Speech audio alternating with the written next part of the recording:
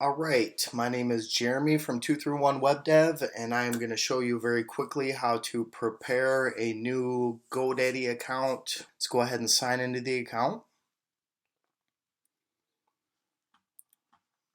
All right, we don't need any of that. Basically, what we are going to do is make sure that the hosting account itself is prepared. So let's go to Manage Your Hosting.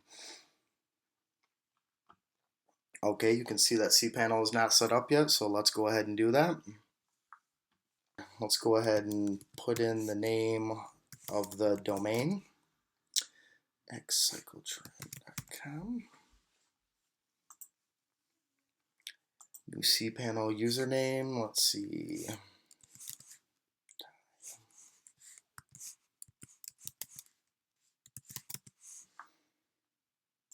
I'm normally going to, whatever I do here, I'm going to obviously record somewhere so I can save it.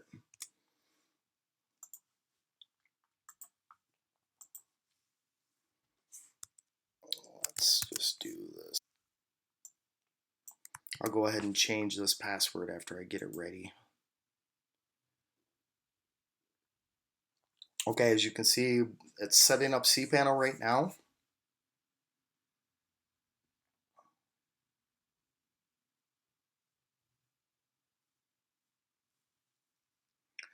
Okay, and we are within cPanel. Now, one of the things that you are definitely going to need to know right away is we need to know what the name servers are. So let's find out where we got to do that at. Let's see here.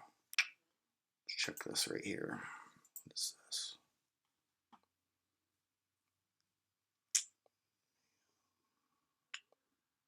Here they are right here.